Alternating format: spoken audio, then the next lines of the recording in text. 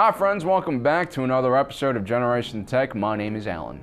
One of the things that confused me about The Force Awakens was why the New Republic didn't do anything about the First Order. How could they allow such a heavily militarized state develop on their border without noticing? I mean, if you had a neighbor that pranced around like a Nazi who was kidnapping small children and training them to goose step in parade formation, you would do something about it. Maybe you'd build a fence, or finally buy that shotgun you've been eyeing in Walmart. Better yet, you talk to your neighbors about starting a neighborhood watch. Or why not just start a heavily armed militia? Heck, why not pool all your resources together and buy an army surplus light tank? It gets better miles to the gallon than the average soccer mom SUV. So how did the New Republic become so naive?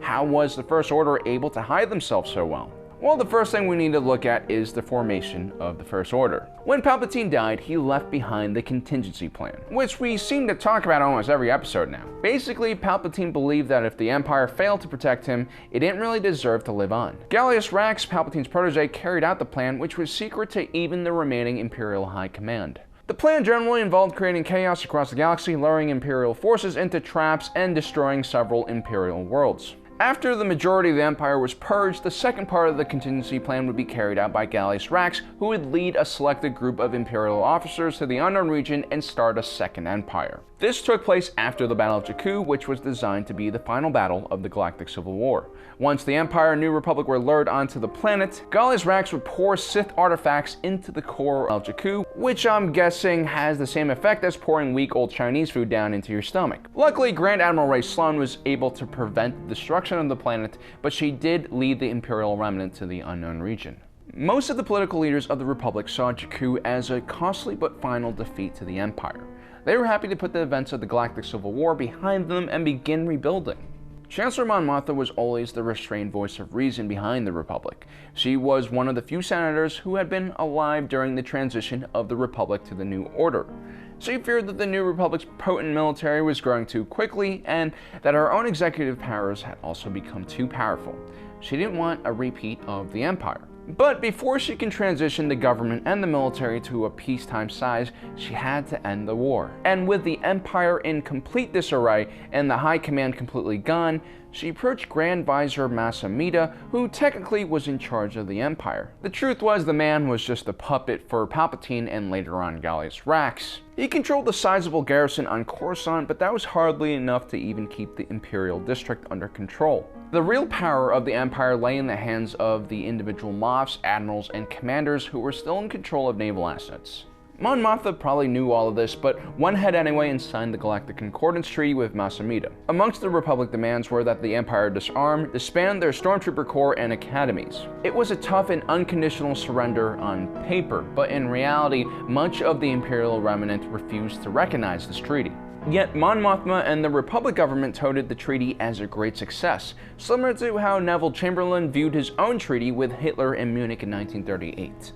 I had another talk with the German Chancellor, Herr Hitler. And here is the paper which bears his name upon it as well as mine.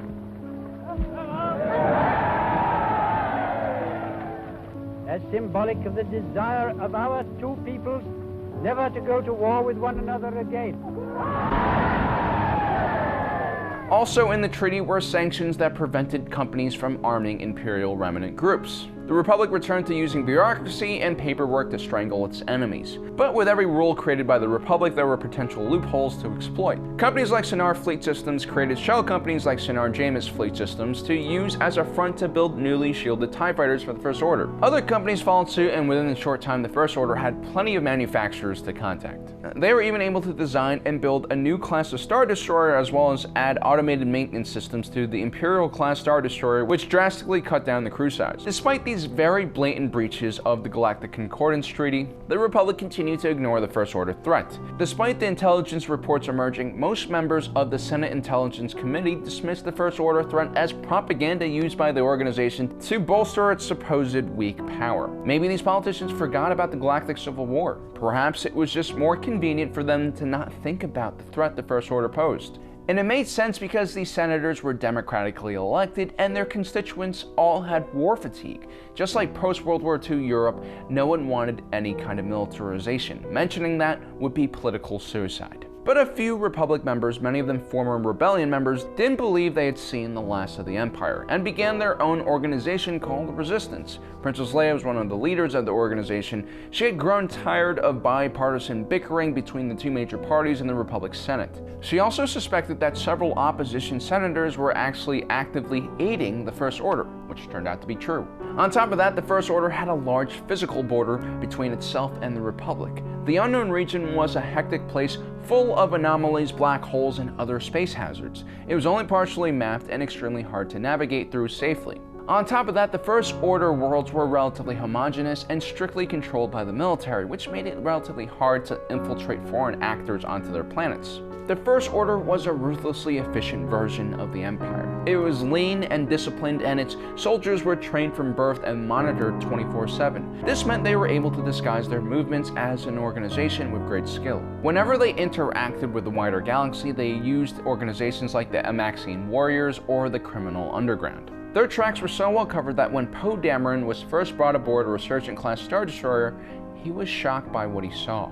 Despite being a leader in the Resistance, even he didn't know how large the First Order truly was. As the Republic began disarming, its size and prosperity allowed it to give itself a false sense of security. Meanwhile, on the border of the Republic, the First Order quietly grew and started building crazy weapons like Starkiller Base. If you really think about it, the destruction of Hosnian Prime is perhaps one of the largest losses of life ever witnessed in any film. Several planets are simultaneously destroyed without warning.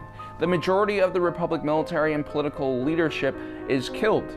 It's a bold and complete victory for the First Order, and a complete failure by the Republic to keep their citizens safe. It's an interesting setup for the next film. Generally, when such great tragedies happen, extreme leaders find their way into power. It should be interesting to see who will now lead the New Republic, and what their retaliation will look like. Well guys, that's all we have for you today. Don't forget to subscribe and hit that notification button. And if you like this t-shirt, check out our merchandise store. We just opened it. It's 15% off of all purchases for the next few days. If you guys don't like V-necks because you think people who wear V-necks are douchebags, I completely get it. We have like sweatshirts, crew necks, all sorts of awesome stuff. And we decided to give our top Patreon donors free t-shirts. So check your inboxes. Maybe we've sent you a message. All right guys, thanks for joining us today. If you're watching this, you are Generation Tech.